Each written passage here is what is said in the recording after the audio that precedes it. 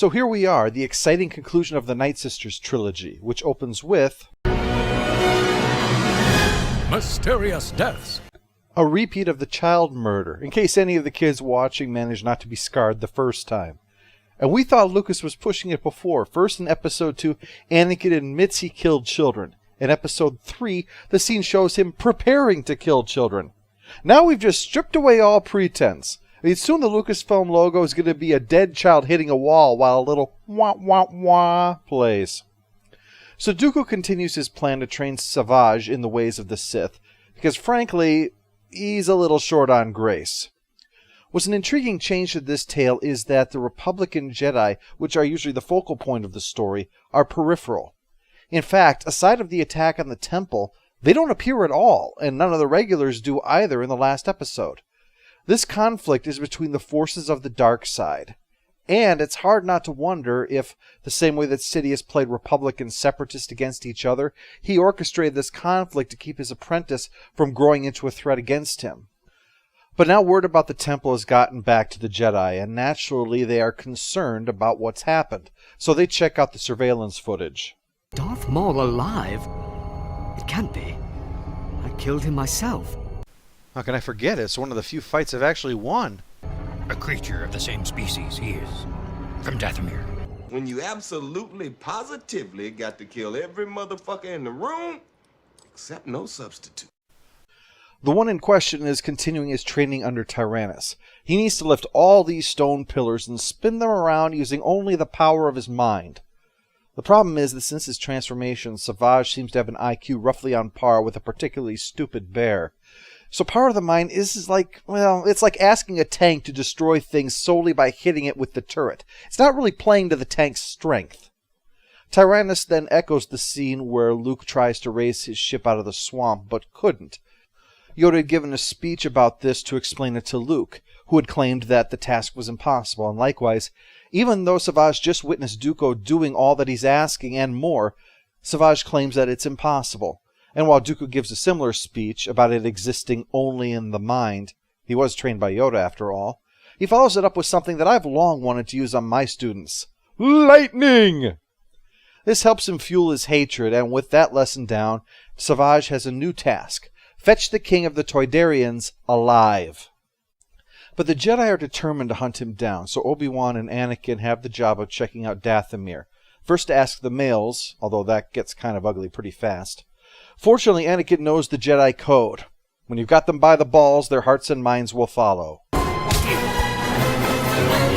Back off! We are not here to fight you. We're here for information.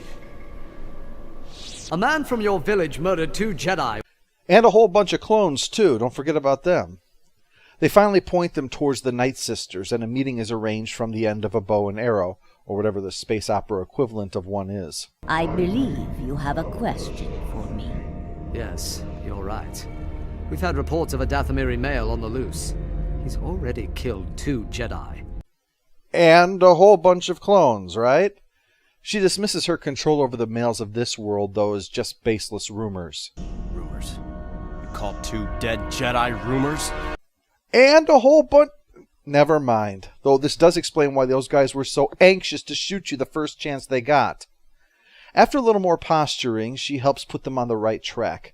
Then she tells Asajj to use Asajj against Dooku now, rather than waiting, even though Asajj believes that it's too soon. It seems that the mother is playing a much more complicated game than it first appeared, manipulating everyone, probably even Asajj herself, towards her own end. Maybe that's why I keep unintentionally slipping into the Janeway voice for her. So Anakin and Obi-Wan are on their way to deal with Asajj on Toydaria, but Asajj has already knocked the king out and is carrying him out. Of course, that's the moment when the Jedi show up, and during the distraction the king wakes up, and he's got to fight the 2 Jedi while simultaneously not letting the king get away from him. Jeez, what to do? How do I stop him from getting away? Oh yeah, I'll kill him. That'll stop him from leaving, and I can bring him back to my master. Oh, shit. Thanks for the distraction, assholes. The boss isn't going to like this at all. Hope he's not too mad. I told you I wanted him alive. Oh yeah, he's pissed off. But then Asajj shows up and Dooku offers Savage a chance to redeem himself by sicking him on her. But that's when the ace in the hole is revealed. She does the forehead tap thing to remind Savage where his true loyalty should lie, with the lady that told him to kill his own brother. Savage tries, but he's still a bit, ungraceful. It's like watching Curly repeatedly walk into a door until I'm just waiting for him to run out of the room going, whoop, whoop, whoop, whoop, whoop, whoop. Finally, Asajj's frustration with his stupidity and a lack of coordination that would surprise even a dizzy toddler, Savage turns against both of them, turning him into this crazed random element during the duel, like a martial arts showdown taking place on an active driving range. Things get more crazy when the Jedi show up, and eventually a defeated Asajj escapes, her revenge mostly consisting of round 2 of just embarrassing herself. With her gone, Dooku turns on Savage. Commander, Savage Opress is a traitor. That reaction. Oh shit, he was bad enough when he was on our side. So Dooku orders his droids to kill Savage, and in theory it's probably nice to pay back someone that's abused them for once. But alas, while he's lacking in refinement, he more than makes up for it in brute force, until eventually he deals with the droids and the Jedi are left to watch him take off and get up to God knows what new trouble. You're not supposed to be here. I was just trying to tell you the red zone's for loading and unloading only. I don't play by the rules, droid. Savage escapes to the Night Sisters, where we get the sense that things have played out as she wished, as she can now send him on the path to power, a reunion with Darth Maul. And you thought getting chopped in half at the waist would be lethal. Pfft, shows what you know. Overall, I was quite impressed with the Night Sisters trilogy. It had lots of great action, interesting character drama, and was tightly paced. This is much more the kind of thing that I was expecting from a Clone Wars cartoon series. And I like the shake-up, that the Jedi are basically guest stars in this internal power struggle amongst the Sith and other dark forces. And I'm pleasantly surprised that there was no reset button at the end. Asajj and Dooku are now enemies, which again implies to me that this was Sidious's goal, to stop the threat the two faced against him by having them turn against each other. The rule of 2 existed to preserve the Sith Order, since more than that always led to the Order's self-destruction. But we continue to see the two bending the rules, because even when there are only 2, they still scheme against each other. Even while Tyrannus had Asajj and then Savage, Sidious was manipulating Anakin as a possible replacement for Tyrannus. And later, when it was just those 2, they took up the same role, Sidious keeping Mara Jade on the side, while Vader had his secret apprentice in Starkiller. Or at least, that's the way it was before the big EU reset. But the final battle illustrated the danger of this conflict, of all the power turned against each other.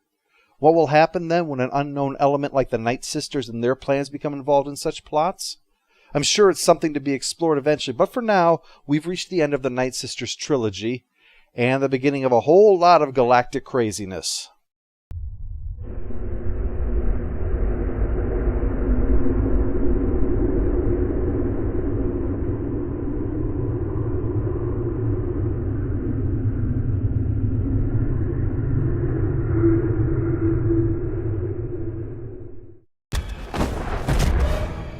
You ignorant beast!